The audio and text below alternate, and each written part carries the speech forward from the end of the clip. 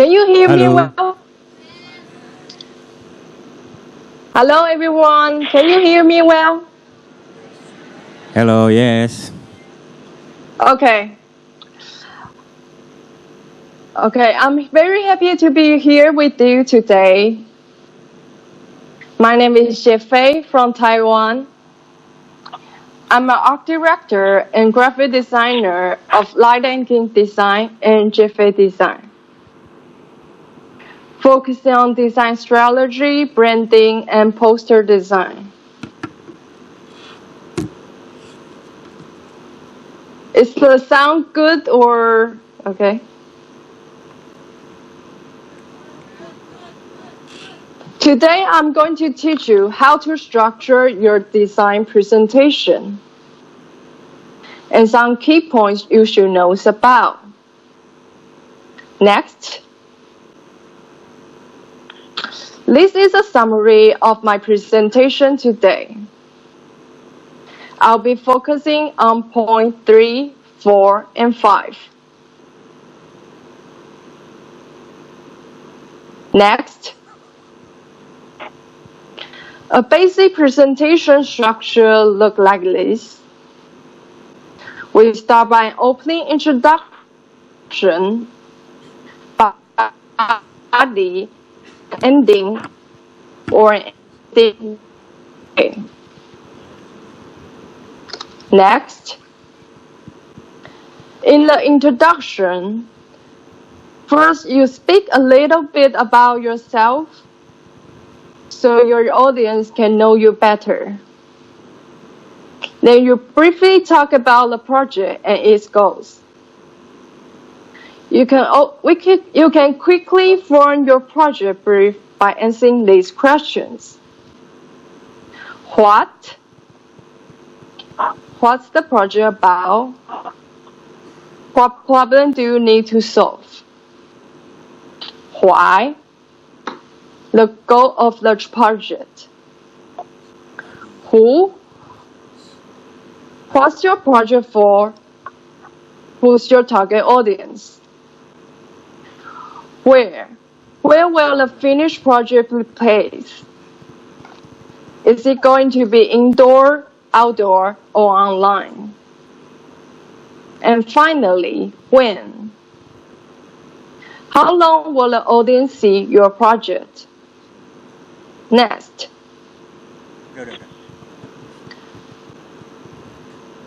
You explain the 5W question in the design brief. And now it's time for you to explain the how. Oh, sorry. Back. Not this. Not Back. this. Back presentation? Yes.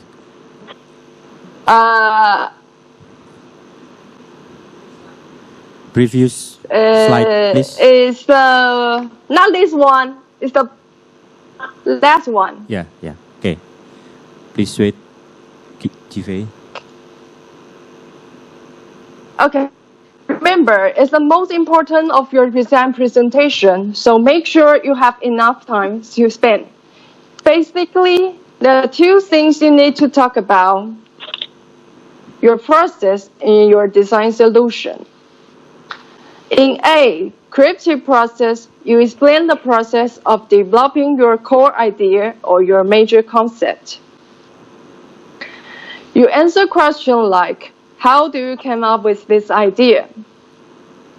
And what's your inspiration? Do you have any reference for the project?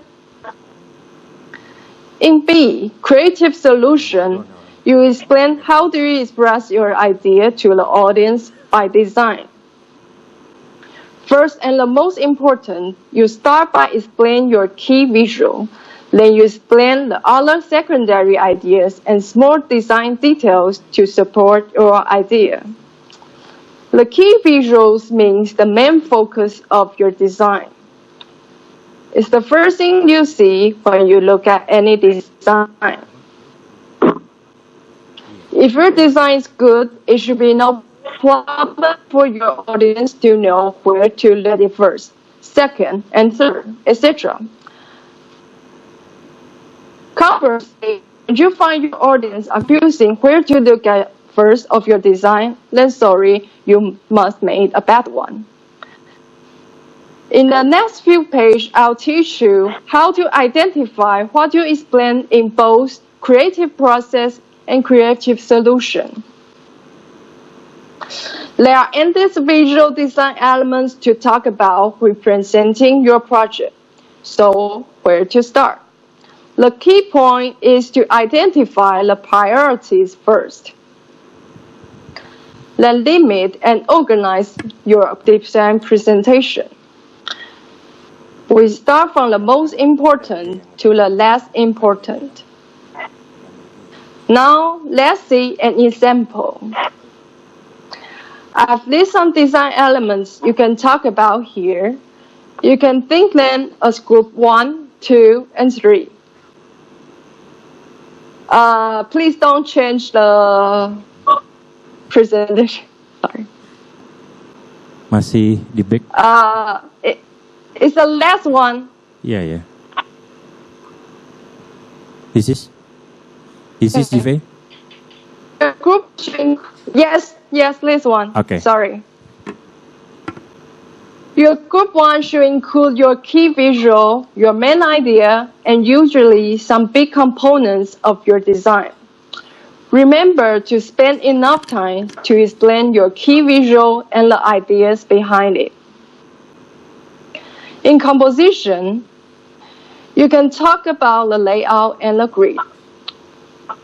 Is your layout centered or aligned to the left, and why? You can also talk about the typography and the font you use. How do you choose the typography? Do you choose from a cultural or historical standpoint? Or maybe you use your own hand lettering. And of course, the color. Explain how do you choose the color for the project. What do you want the audience to feel emotionally from the color? Try to use more adjectives to describe your work, so your audience can better understand what you want to feel. Okay, now in group 2. In my opinion, group 2 is the medium and small design elements in your design. Their purpose is to support your main idea. It might be why do you choose certain design style, like minimalist, Art Deco, or Bauhaus. You can also explain why do you choose certain forms, symbols, or images in your design. Personally, I love using symbols because it's easy to understand internationally. In group 3, you talk about the little design details that your audience might not pay attention about, or the things they won't notice if you didn't mention about it. And also the background information of the project. Like how do you choose the paper for print? What's the size of your poster? Remember, there's no need to explain all your creative process of your project from the beginning to also every details of your creative solution. Being as a professional designer, every design decision you've made must have a strong supportive reason behind it. Everything must have a reason. You can't just choose a composition, color, or typography simply because you love it. You also don't want to make a design brief after you finish your project. People will notice about it because it won't be strong or supportive enough for the project. Next.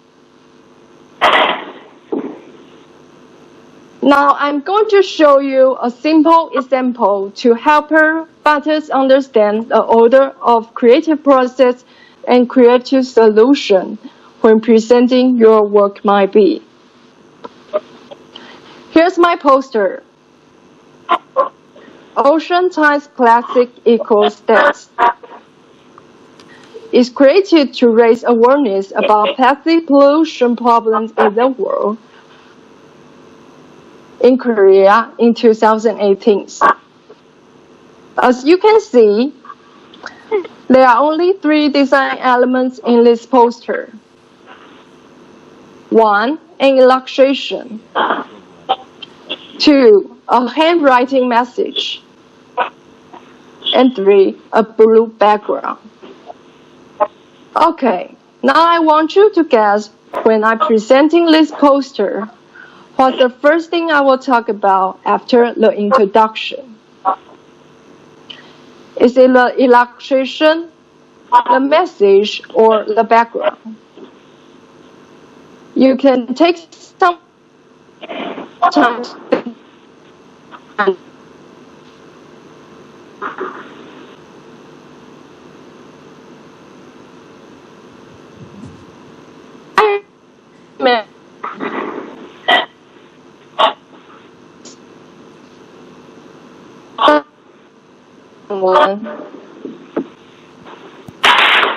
to the last important one. Remember what I told you when presenting the creative solution? You start by explaining your key visual because the peak visual represents the core idea of your design. And how to find your key visual is the first thing you see when you look at a design. Just like our eyes is not centered, but in a higher place in our face, there's more than 75% chances that we will put our key visual in a higher place. When we look at a thing or reading a book, our eyes goes from the top to the bottom and the left to the right.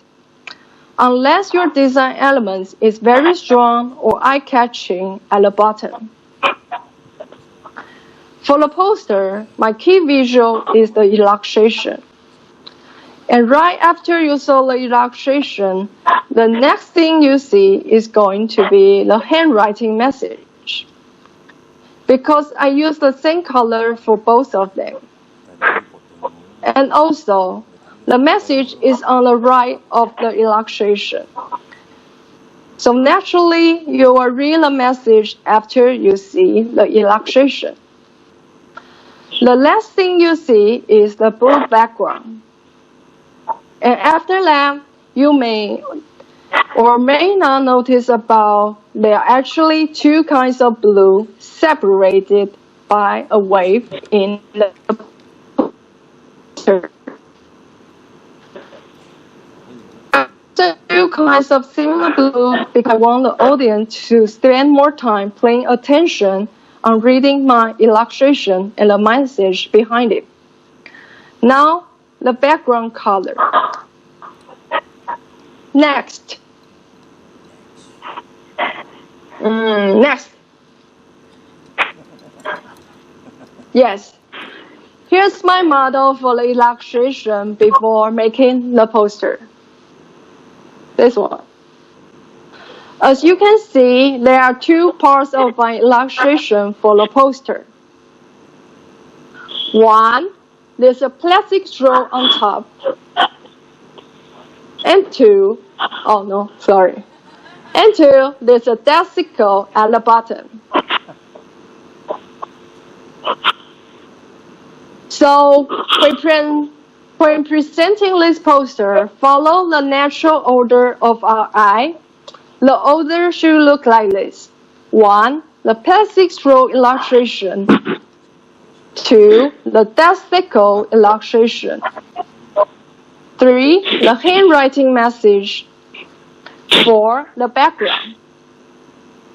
Hope you understand me clearly from this example. Next. Yeah. There are some key points to note about when presenting your work. The goal of the first and the second one is to focus. You should always focus on one thing. Just like making design, you should limit your presentation ideas to just one major idea or concept. Focus on one core idea that you're passionate about and use your other design elements to support your main ideas, so your audience won't be distracted by your million ideas and concepts. The goal of the third and the fourth one is to make sure your audience understands what you're talking about.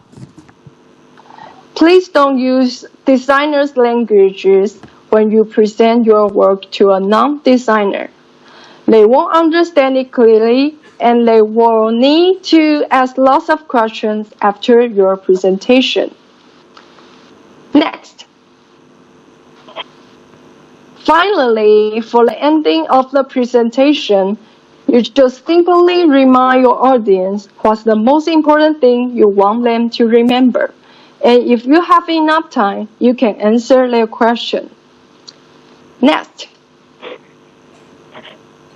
I hope you all learned something new today from my short presentation. Just for a reminder, as long as you know the priorities of your design elements and start by explaining the most important to the less important, you should be fine for presenting your work. Even the most complicated designs start from the little basic design elements. Have a great meeting. Thank you for listening. Thank you, Jie-Fei.